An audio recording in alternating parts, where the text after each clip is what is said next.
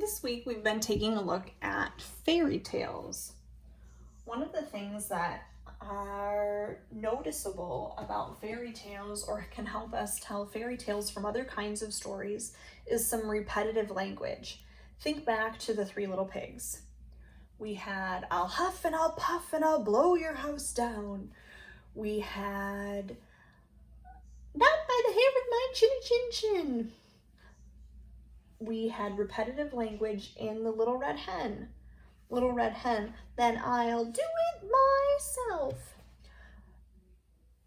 Oftentimes, fairy tales have repetitive language like that.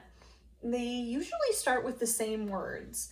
They often start with once upon a time. I believe both the Little Red Hen and the Three Little Pigs started that way. Another thing that often shows up in fairy tales is groups of three. In the Three Little Pigs, we had three pigs. In the Little Red Hen, we had her three friends who were not willing to help. Today, we're going to take a look at Goldilocks and the Three Bears. And in Goldilocks and the Three Bears, we have a group of three again. Let's take a look inside. Oh, there are those words. Once upon a time, there were three bears who lived together in a little cottage in the woods.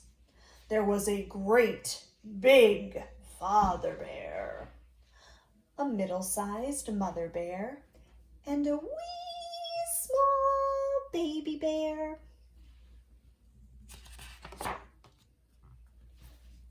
One morning, the three bears decided to go for a walk in the woods while their breakfast porridge cooled.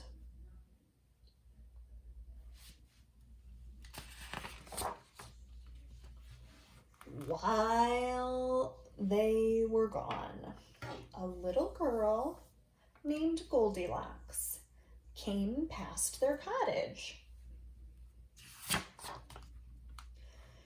She peeked in the window and she saw that no one was home. She went inside. There on the table sat three bowls of porridge. The porridge smelled so good that Goldilocks just had to have some. Oh, I even misread that. It wasn't good, it was so delicious. It's gonna taste so good. First, she tried the porridge in the great big father bear's great big bowl, but it was too hot. Next, she tried the porridge in the middle-sized mother bear's middle-sized bowl, but it was too cold. Then she tried the porridge in the wee small baby bear's wee small bowl, and it was just right. So she ate it all up. When she had finished the porridge, Goldilocks wandered into the sitting room, where she found three bears' chairs. First, she tried the great big father bear's great big chair, but it was too hard. Next, she tried the middle-sized mother bear's middle-sized chair, but it was too soft. Then she tried the wee small chair, wee small baby bear's wee small chair, and it was just right. So Goldilocks sat down in the chair and broke it to bits. Then Goldilocks went upstairs where she found the three bears' beds. First, she tried the great big father bear's great big bed, but it was too hard. Next, she tried the middle-sized mother bear's middle-sized bed, but it was too soft. Then she tried the wee small baby bear's wee small bed, and it was just right. So Goldilocks lay down and fell fast asleep. No sooner had Goldilocks fallen asleep than the three bears returned home. Their walk had made them very hungry, so they hurried right into the kitchen. Goldilocks had left the spoon in the great big father bear's porridge. "Someone's been eating my porridge," said the great big father bear in his great big voice. The middle-sized mother bear saw that the spoon had been left in her bowl of porridge too. "Someone has been eating my porridge," said the middle-sized mother bear in her middle-sized voice. Then the wee small baby bear looked at his bowl of porridge. "Someone's been eating my porridge," cried the wee small baby bear in his wee small voice, "and they've eaten it all up." The three bears hurried into the sitting room.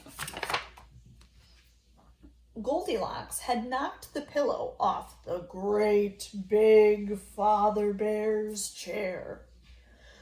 "Someone's been sitting in my chair," said the great big father bear in his great big voice. The pillow on the middle-sized mother bear's chair had been moved too. "Someone's been sitting in my chair," said the middle-sized mother bear in her middle-sized voice. Then the wee small baby bear looked at his chair. "Someone's been sitting in my chair," cried the wee small baby bear in his wee small voice, "and they've broken it to bits." Then the three bears went upstairs.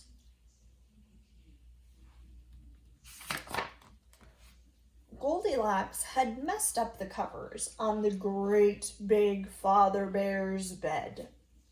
"Someone's been sleeping in my bed," said the great big father bear in his great big voice.